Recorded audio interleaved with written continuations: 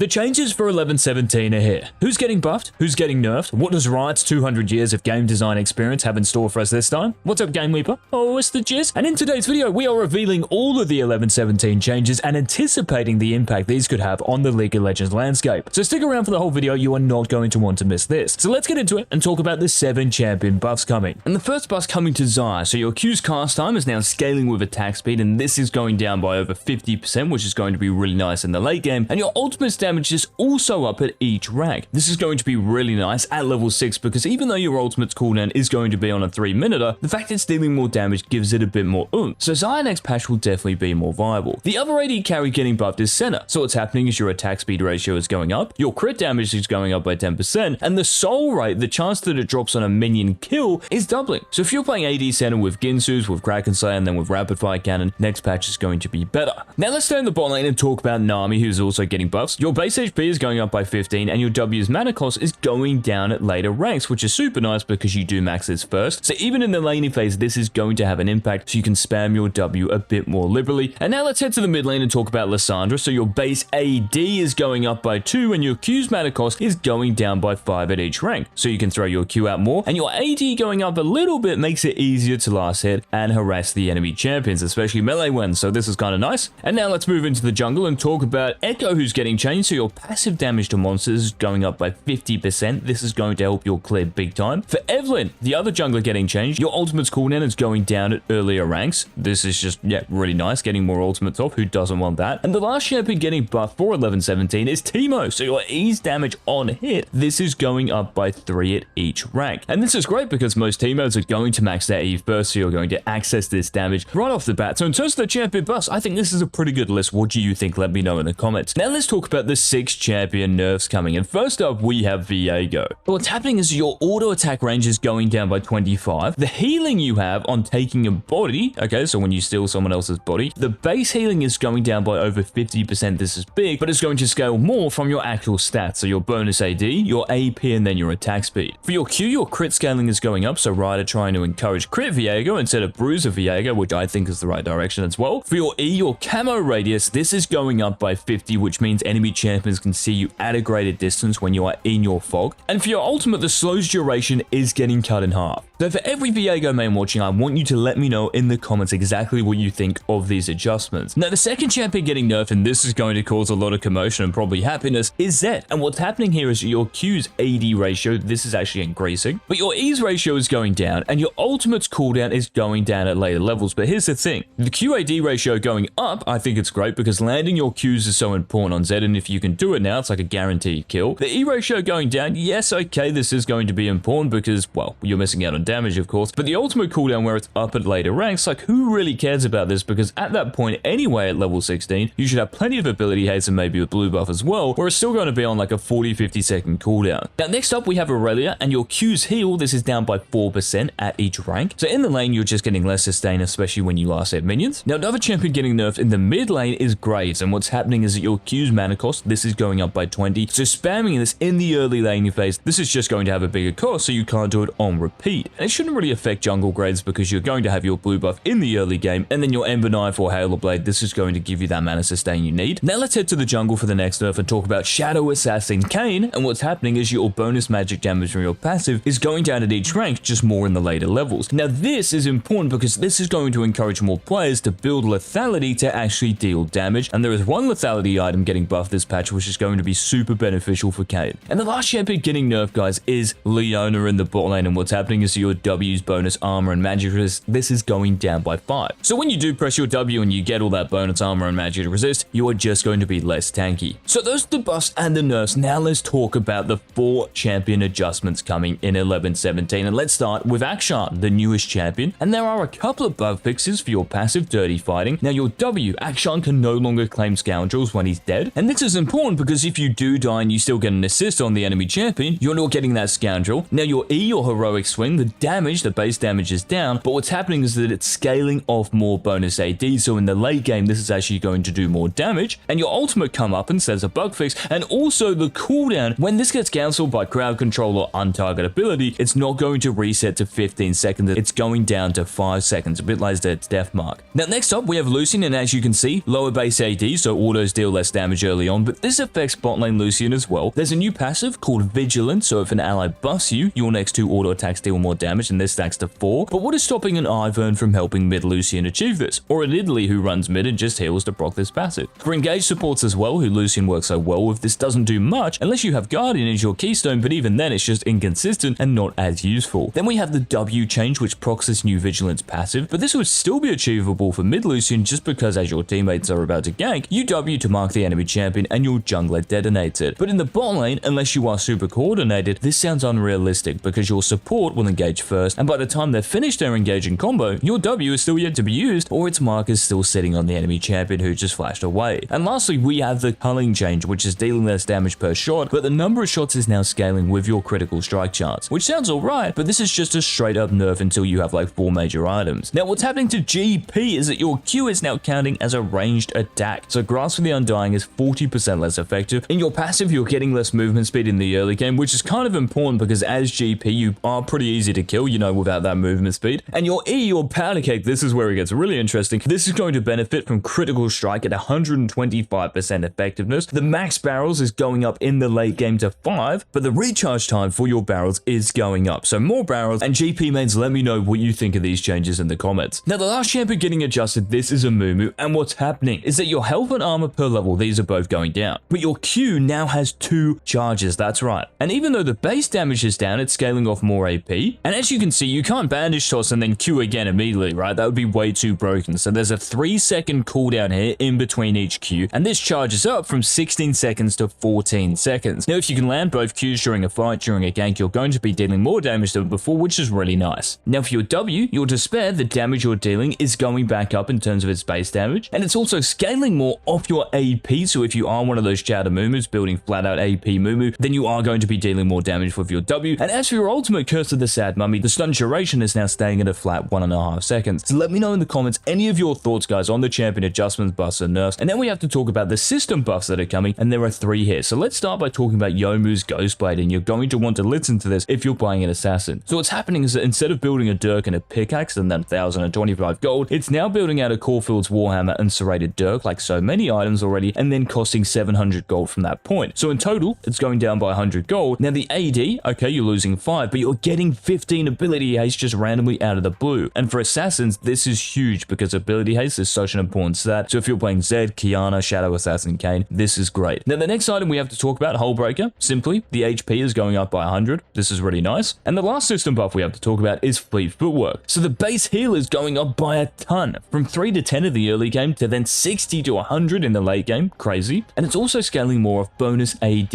and AP.